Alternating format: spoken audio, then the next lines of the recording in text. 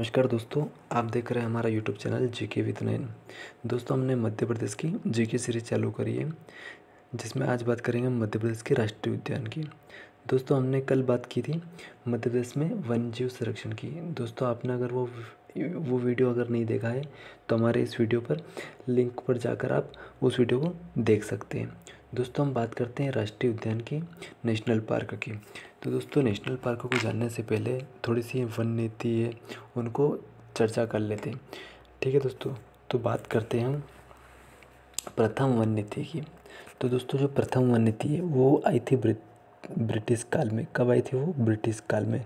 दोस्तों, ब्रिटिश काल में कब आई थी वो आई थी 1862 में। कब आई थी दोस्तों? 1862 में। ठीक है दोस्तों, ये आई थी 1862 में और ये सबसे पहले लागू हुई थी होशंगाबाद जिले के बोरी अभ्यारण्य में। कहाँ पर हुई थी दोस्तों? बोरी अभ्यारण्य में। बोरी अभ्यारण्य में। ठीक है दोस्तों, बोरी अभ्यारण्य में ये प्रथम ब्रिटिश काल की वन नीति थी। दोस्तों, आगे बात करें राष्ट्रीय वन नीति, स्वतंत्र भारत की पहली वन नीति की बात करें तो वो आई थी हमारी 1952 में। कब आई थी दोस्तों? 1952 में। अविभाजित मध्य प्रदेश में लागू किया गया था इसी को, 1952 की। दोस्तों, अगर वर्तमान की बात करें, एक हो गई ब्रिटिश काल की, एक हो गई पहली, और एक अगर वर्तमान की बात करें तो 4 अप्रैल 2005, 4 अप्रैल 2005 को राज्य की नवीन वन नीति लागू है। अभी फिलहाल में कौन सी राज्य में कौन सी है? 4 अप्रैल 2005 वन नीति लागू है। दोस्तों, आगे बात करें कि वन जीवों के संरक्षण और उनके विकास के लिए, वन जीवों के संरक्षण और उनके विकास के लिए भारत सरकार ने 1972 में, दोस्तों ये बहुत इम्पोर्टेंट है, 1972 में वन जीव अधिनियम, क्या है? वन्य जीव अधिनियम।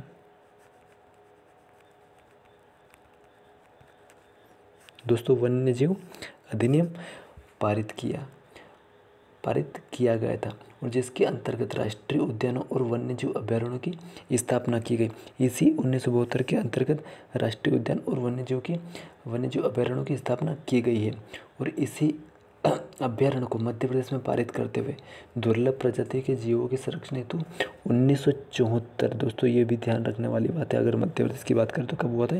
1974 में वन्य जीव संरक्षण अधिनियम पारित किया गया। दोस्तों, आगे बात करते हैं दोस्तों, भारत में राष्ट्रीय उद्यानों को नेशनल पार्क, राष्ट्रीय उद्यान, जो राष्ट्रीय उद्यान है उनको IUCN, दोस्तों IUCN होता है हमारा international union for conservation of nature. क्या होता है? IUCN, international union for conservation of nature, अंतर्राष्ट्रीय प्रकृति संरक्षण संघ द्वारा संरक्षण प्राप्त होता है। किसको? दोस्तों, जो नेशनल पार्क होता है हमारा NP, नेशनल पार्क को IUCN द्वारा संरक्षण प्राप्त होता है।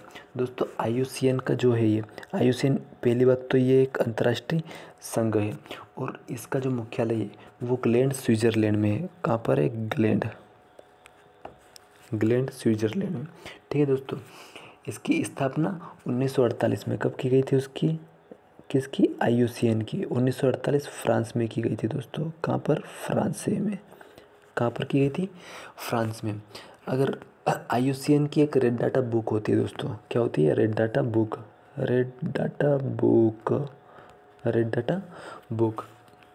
दोस्तों, इस रेड डाटा बुक में 3 पेज होते हैं। कितने पेज होते हैं? 3 पेज। कौन से पेज होते हैं दोस्तों?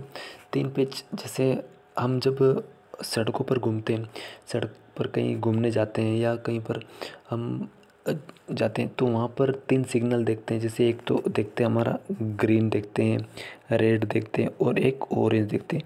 इसी तरह इसमें भी एक ग्रीन पेज रहता है, एक गुलाबी पेज रहता है, उसको रेड में बोल सकते हैं, और एक लाल पेज रहता है, रेड। कौन सा रहता है? रेड। तो दोस्तों, इन 3 पेज रहते हैं और दोस्तों अगर इसको रेड बुक को श्रेणियों में कितनी श्रेणी में बांटा गया, इसको इसको बांटा गया 9 श्रेणियों में। कितनी श्रेणियों में? 9 श्रेणियों में बांटा गया। ठीक है दोस्तों, आगे बात करते हैं। अब बात करते हैं हम हमारे राष्ट्रीय उद्यान की। ठीक है दोस्तों, ये बात कर ली हमने। क्या क्या बात किया? एक तो ब्रिटिशकालीन वन नीति कब लागू हुई थी? 1862 में। फिर हमारी जो पहली वन नीति 1952 में। एक ही हमारी वर्तमान वन नीति 2005। 1972 में क्या हुआ था? वन्य जीव अधिनियम पारित किया गया था, मध्य प्रदेश में पारित किया गया था 1974 में। फिर हमने बात करी IUCN, जिसका मुख्यालय हमारा ग्लैंड में। ग्लैंड कहाँ पर है? स्विट्जरलैंड में। स्विट्जरलैंड में जो राष्ट्रीय पार्क है उसको IUCN का संरक्षण प्राप्त है। उसमें रेड डाटा बुक होती है, उसके 3 पेज होते हैं। एक होता है रेड, एक होता है गुलाबी और एक होता है हरा। ठीक है दोस्तों, और इसकी जो IUCN की स्थापना कहाँ पर की गई थी? 1948 फ्रांस में की गई थी। ठीक है दोस्तों, आगे बात करते हैं हम मध्य प्रदेश के राष्ट्रीय उद्यान। अब आते हैं मध्य प्रदेश के राष्ट्रीय उद्यान पर। दोस्तों मध्य प्रदेश के राष्ट्रीय उद्यान सबसे पहले मध्य प्रदेश में राष्ट्रीय उद्यान की अगर बात की जाए तो दोस्तों मध्य प्रदेश में राष्ट्रीय उद्यान कितने हैं? कोई बताएगा? सभी को पता होंगे कि हमारे मध्य प्रदेश में 11 है, लेकिन दोस्तों 11 से 12 हो चुके हैं। कितने हो चुके हैं? 12। 12वें का नाम है हमारा पालपुर कुनो नेशनल पार्क, जो पहले अभयारण्य था उसको 2018 में कांग्रेस सरकार ने राष्ट्रीय अभयारण्य नेशनल पार्क घोषित कर दिया है। वो कहाँ पर है? हमारा श्योपुर में। ठीक है दोस्तों, तो याद रखना कि हमारा 12वां नेशनल पार्क बन चुका है, वो है हमारा पालपुर कुनो नेशनल पार्क। ठीक है दोस्तों, बात करते हैं हम सबसे पहले Kanha Kisli national park. Kanha Kisli national park जो मध्य प्रदेश का सबसे बड़ा नेशनल पार्क है दोस्तों। क्या है? कान्हा किसली नेशनल पार्क सबसे बड़ा नेशनल पार्क है दोस्तों। उसके पहले मैं एक और चीज़ बता देता हूँ कि भारत सरकार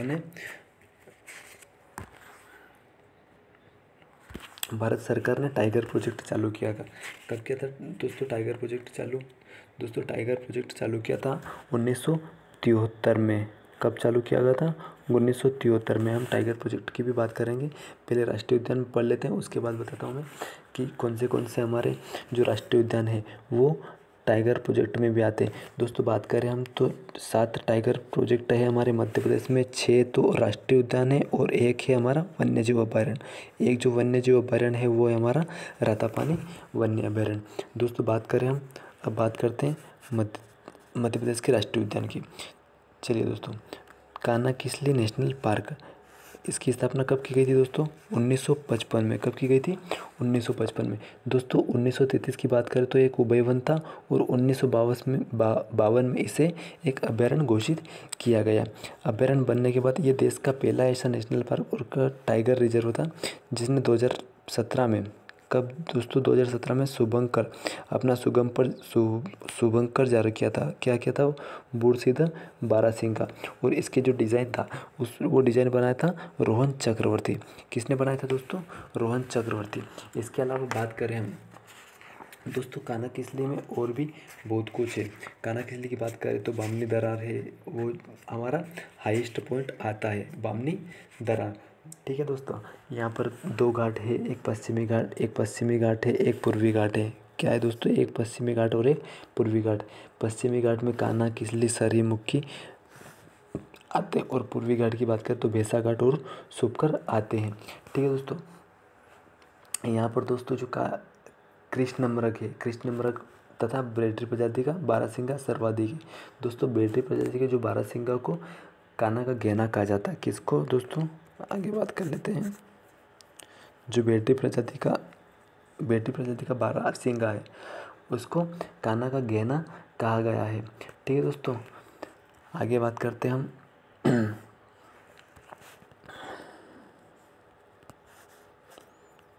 दूसरा हमारा है राष्ट्रीय उद्यान।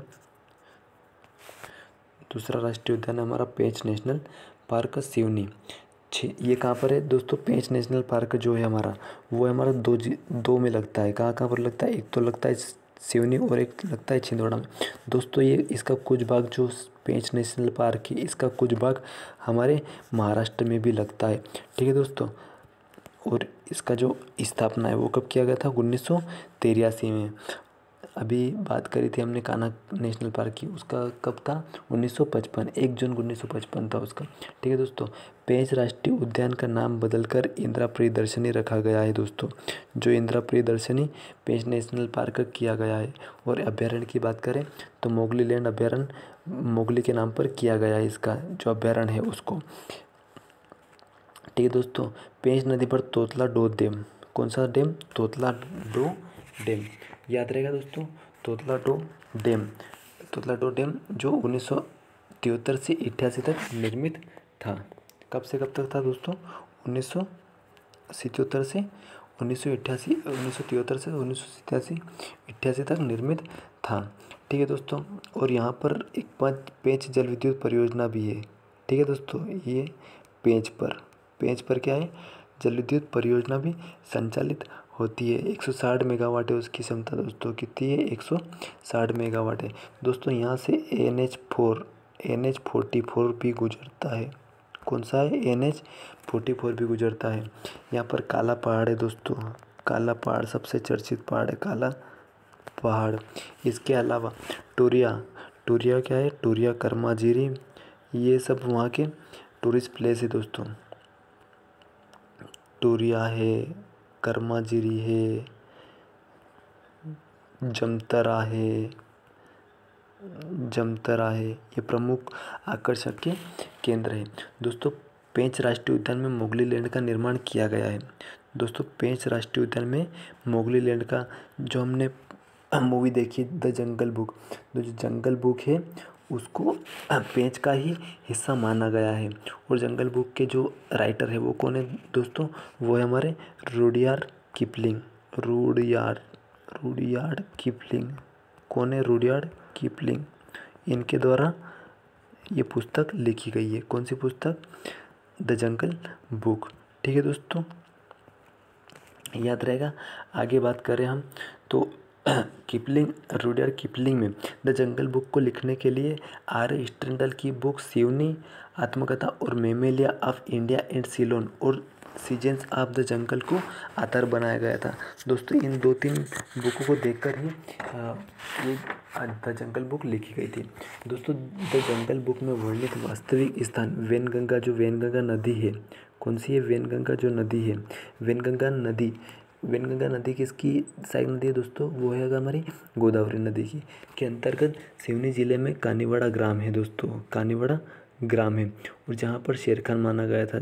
शेर खान किसको कहा गया हो दोस्तों? उसमें शेर खान जो हमारा जो शेर था उसको शेर खान नाम दिया गया है। ठीक है दोस्तों, पेंच राष्ट्रीय उद्यान पर अन्य किताबें जैसे फॉरेस्ट की हाईलैंड ऑफ सेंट्रल इंडिया है हमारी, है ना? कौन सी? हाईलैंड ऑफ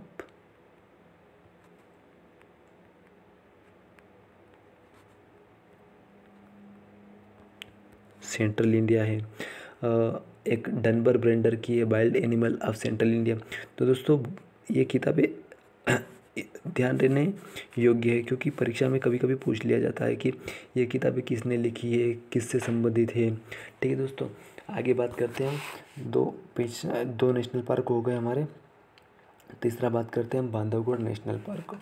ये दोस्तों बांधवगढ़ नेशनल पार्क कहाँ पर है दोस्तों? बांधवगढ़ नेशनल पार्क उमरिया दोस्तों। वही नेशनल पार्क है जहाँ पर बाघ की डेंसिटी बहुत ज़्यादा है, बाघों की घनत्व बहुत ज़्यादा है दोस्तों। यहाँ पर बाघों का घनत्व हर 8 किलोमीटर में एक बाघ पाया जाता है दोस्तों। यहाँ पर कहाँ पर? यहाँ पर बांधवगढ़ नेशनल पार्क कहाँ पर? ये उमरिया में दोस्तों। ये कब बना था नेशनल पार्क? 1968 में दोस्तों। 32 पहाड़ियों से घिरा हुआ एक सुंदर राष्ट्रीय उद्यान है दोस्तों। ये क्वेश्चन बहुत बार पूछा गया है कि 32 पहाड़ियों से कौन सा राष्ट्रीय उद्यान घिरा हुआ है? तो वो है हमारा बांधवगढ़ नेशनल पार्क। कौन सा है? बांधवगढ़ नेशनल पार्क दोस्तों। अभी बताया मैंने कि भारत में बाघों की संख्या के संदर्भ में सर्वाधिक बाघ घनत्व वाला राष्ट्रीय उद्यान है। ठीक है दोस्तों, सबसे ज़्यादा बाघ ये घनत्व कहाँ पर है?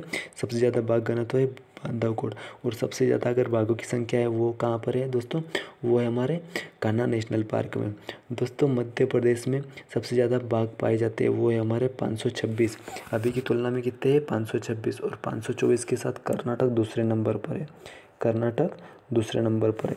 तो टाइगर, सबसे ज़्यादा टाइगर कहाँ पर है, वो है हमारे मध्य प्रदेश में। ठीक है दोस्तों, इसीलिए इसकी तुलना रणथंभौर से की गई है। रणथंभौर राष्ट्रीय उद्यान कहाँ पर है दोस्तों, ये हमारा राजस्थान में है। ठीक है, इस राष्ट्रीय उद्यान को लैंड ऑफ वाइट टाइगर, सफ़ेद शेरों की भूमि कहा जाता है। किसको, बांधवगढ़ को। दोस्तों यहाँ पर एक राजा थे जिनका नाम था हमारा वेंकटरमण सिंह। कौन थे, राजा वेंकटरमण सिंह। उन्होंने सर्वप्रथम सफ़ेद बाघ देखा गया था, उन्होंने सबसे पहले सफ़ेद बाघ को देखा था। भारत और मध्य प्रदेश की पहली वाइट टाइगर सफारी वर्ष मुकुंदपुर सतना में, कहाँ पर, मुकुंदपुर सतना में स्थापित की गई है। कब की गई दोस्तों, ये की गई है 2016। इंपॉर्टेंट क्वेश्चन है दोस्तों, ये रट लेना। कब की गई है, 2016 में मुकुंदपुर सतना में वाइट टाइगर सफारी स्थापित की गई है, जिसका नाम देखिए दोस्तों, जिसका नाम है Martand Singh Judeo white tiger safari Maharaja. ठीक है दोस्तों, सफारी रखा गया है। दोस्तों एक और चीज़ यहाँ पर है कि सीता जो सीता मादा है दोस्तों, ये माता नहीं है ना, सीता मादा बाघिन जो है उसकी तस्वीर को नेशनल जियोग्राफिक मैगजीन, कौन है, नेशनल जियोग्राफिक मैगजीन के मुख्य पृष्ठ पर प्रदर्शित किया गया है। ठीक है दोस्तों, सीता एक और इसको जो है, ये सीता जो है, सीता के नाम पर भारत में सबसे ज़्यादा फ़ोटो खींचने का रिकॉर्ड है। ये एक बाघिन है दोस्तों। ठीक है, याद रहेगा दोस्तों। आगे बात करें हम, बांधवगढ़ राष्ट्रीय उद्यान में हाथियों के संरक्षण के निवास के लिए गौर पुनर्वास योजना संचालित की जा रही है दोस्तों। कहाँ पर, बांधवगढ़ राष्ट्रीय उद्यान में। और वर्ष 2018 में यहाँ से सुंदरी बाघिन को उड़ीसा के सतकोसिया टाइगर रिजर्व में पुनर्वासित किया गया है। दोस्तों कहाँ पर किया गया है, सतकोसिया उड़ीसा में। और कौन सा टाइगर रिजर्व है, सिमलीपाल एक और कहाँ पर है, उड़ीसा में। ठीक है दोस्तों, याद रहेगा ना। आगे बात करें, बांधवगढ़ राष्ट्रीय उद्यान के मध्य से चरणगंगा नदी प्रवाहित होती है। कौन सी नदी प्रवाहित होती है दोस्तों, चरणगंगा। दोस्तों राष्ट्रीय उद्यान आम बात है, क्योंकि मध्य प्रदेश को अगर नदियों की जननी कहा जाए तो कम नहीं है, क्योंकि यहाँ से सारी नदियाँ निकलती है। सबसे ज़्यादा नदियाँ मध्य प्रदेश से ही निकलती है दोस्तों।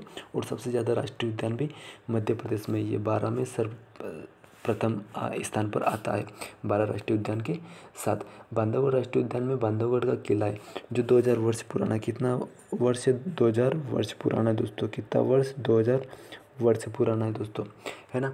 आगे बात करें, जो इस किले में शेषनाग शैया पर विराजमान भगवान विष्णु की एक विशाल मूर्ति है दोस्तों। भगवान विष्णु है, कौन से, भगवान विष्णु की मूर्ति है। और यहीं से चरणगंगा नदी का उद्गम स्रोत भगवान विष्णु के चरणों से होता है। कहाँ से, चरणों से। ठीक है दोस्तों, ये हो गया हमारा बांधवगढ़ नेशनल पार्क। आगे बात करें हम पन्ना नेशनल पार्क की। कौन सा, पन्ना नेशनल पार्क। दोस्तों पन्ना नेशनल पार्क कहाँ पर है हमारा, पन्ना नेशनल पार्क है हमारा पन्ना में। कहाँ पर है, पन्ना में। कहाँ पर है, पन्ना में। दोस्तों कब बनाया गया था ये राष्ट्रीय उद्यान, ये नेशनल पार्क, ये बनाया गया था 1981 में। दोस्तों पन्ना की बात करें तो ये पन्ना के अलावा छतरपुर में भी विस्तृत है। कहाँ पर, छतरपुर। कहाँ पर है, छतरपुर में। ठीक है दोस्तों, आगे बात करें कि ये एक तो उत्तरी विंध्य पहाड़ियों में घिरा हुआ है। उत्तरी विंध्य पहाड़ी एक तो विंध्याचल की पहाड़ी है, वहाँ कैमूर की पहाड़ी है, भांडेर की पहाड़ी है। नीचे हमारे नीचे जो नर्मदा नदी बहती है उसके नीचे साइड में हमारी सतपुड़ा की पहाड़ी गिरती है। जो राजपीपला में एक मेकल श्रेणी, उसमें महादेव श्रेणी के अंतर्गत ही हमारी दुबगढ़ चोटी आती है, जो 1350 मीटर के साथ मध्य प्रदेश की सबसे ऊँची चोटी है दोस्तों। जो पन्ना नेशनल पार्क है, इसके अंतर्गत जो गंगऊ अभ्यारण्य दोस्तों, कौन सा, गंगऊ, जहाँ पर जंगली भैंसों का संरक्षण किया जा रहा है दोस्तों। गंगऊ से ही पन्ना नेशनल पार्क बनाया गया है, याद रखना। ठीक है दोस्तों, इसको प्रोजेक्ट टाइगर में 1994 में ऐड किया गया है। वो दोस्तों टाइगर प्रोजेक्ट हम एक बार और फिर से कवर करेंगे। ठीक है दोस्तों, गन्ना जो पन्ना राष्ट्रीय उद्यान है उसको भारत का दूसरा सरिस्का राष्ट्रीय उद्यान के रूप में जाना जाता है दोस्तों। कौन सा? सरिस्का। सरिस्का कहाँ पर है? राजस्थान में दोस्तों। सरिस्का राष्ट्रीय उद्यान के नाम से किसको जाना जाता है? वो पन्ना को जाना जाता है दोस्तों। अगर बात करें तो भौगोलिक रूप से भी पन्ना को 3 भागों में बांट रखा है। कितने भागों में? 3 भागों में दोस्तों। पन्ना को 3 भागों में बांट रखा है, 1 2 3। पहला जो इसको बोलते हैं ऊपरी तलगांव पठार, एक है मध्य हिनोता पठार, और तीसरा है हमारा केन नदी घाटी। केन नदी को पन्ना राष्ट्रीय उद्यान की जीवन रेखा कहा जाता है दोस्तों। केन नदी की कौन सी हमारी सहायक नदियाँ हैं? केन, उर्मिल, रनगवा, शामरी, मेड़ासन, बेबस, किलकिला, ये सभी केन की हमारी सहायक नदियाँ हैं। ठीक है दोस्तों, आगे बात करें हम कि केन नदी, केन घड़ियाल अभ्यारण्य में केन नदी में मगरमच्छ घड़ियालों को संरक्षण दिया जा रहा है। किसमें? केन नदी में। आगे बात करें दोस्तों, पन्ना राष्ट्रीय उद्यान में केन एवं उसकी सहायक नदियों पर पांडव जलप्रपात, गाथा जलप्रपात और दोदन जलप्रपात, ये तीनों जलप्रपात कौन से हैं दोस्तों? ये एक तो हमारे पांडव जलप्रपात, एक हो गया हमारा गाथा जलप्रपात, और एक हो गया हमारा दोदन जलप्रपात। और भी जलप्रपात है दोस्तों, 1 2 और जलप्रपात है यहाँ पर, लेकिन ये 3 इम्पोर्टेंट है, इनको याद रखना। पूछ सकता है पांडव जलप्रपात किस राष्ट्रीय उद्यान के अंतर्गत आता है? वो आता है हमारा पन्ना राष्ट्रीय उद्यान के अंतर्गत आता है। आगे बात करें हम, पन्ना राष्ट्रीय उद्यान एकमात्र उद्यान है जहाँ जंगली भैंसों का, अभी बताया मैंने दोस्तों कि गंगव राष्ट्रीय उद्यान, गंगव जो वन्यजीव अभ्यारण्य है वहाँ पर जंगली भैंसों का संरक्षण किया जा रहा है। और गंगव जो अभ्यारण्य है वो किसके अंतर्गत आता है? वो आता है पन्ना नेशनल पार्क के अंतर्गत ही आता है दोस्तों, याद रखना है ना। और यहाँ पर कौन सी नदी बहती है? वो बहती है हमारी केन नदी दोस्तों। पन्ना नेशनल पार्क में रेप्टाइल पार्क भी बनाया गया है। क्या बनाया गया है? रेप्टाइल पार्क बनाया गया है, जो वन्य प्राणियों के लिए उत्तम और अनुकूल रहवास क्षेत्र है। पन्ना 2018 में पन्ना राष्ट्रीय उद्यान सबसे आकर्षक का केंद्र था। कारण क्या था? विश्व की सबसे उम्रदराज हथनी वत्सला कौन थी? हथनी थी दोस्तों। एक हथनी, शायद अभी भी होगी वो। तो हथनी का नाम था वत्सला। उसे Guinness book of world record में दर्ज किया गया दोस्तों, क्योंकि वत्सला हथनी की उम्र जो है वो 100 से अधिक हो गई है। और इसका जन्म केरल के नीलाम्बूर वन क्षेत्र में हुआ था। इससे ज़्यादा नहीं पढ़ना दोस्तों हमको, ज़्यादा वो इसके। अगर वत्सला की बात करो तो 2018 के चुनाव में दोस्तों, विधानसभा चुनाव में पन्ना जिले में इस निर्वाचन विभाग द्वारा वत्सला हथनी को पन्ना जिले का विधानसभा निर्वाचन आइकन बनाया गया था दोस्तों। बड़ी बात है ये। पन्ना जिले ने, जो निर्वाचन आयोग है उसने पन्ना जिले का निर्वाचन आयोग का ये हमारा आइकन बनाया था। ठीक है दोस्तों, आगे बात करें हम, ये पन्ना हो गया। ठीक है दोस्तों, आज के लिए काफ़ी है, वीडियो बहुत ज़्यादा बड़ी बन जाएगी। बाकी के लिए कल बात करेंगे हम। जो बाकी के हमारे जो बच गए हमारे नेशनल पार्क, कौन सा बच गया हमारा? एक है हमारा सतपुड़ा नेशनल पार्क, होशंगाबाद में माधव है, हमारा संजय गांधी है, वन विहार है, फासिल है, डायनासोर है, ओंकारेश्वर नेशनल पार्क है, पालपुर क्रोनो नेशनल पार्क है। इनको हम कल कवर करेंगे। आज के लिए धन्यवाद, आपका दिन शुभ रहे। धन्यवाद दोस्तों, जय हिंद। ठीक है दोस्तों।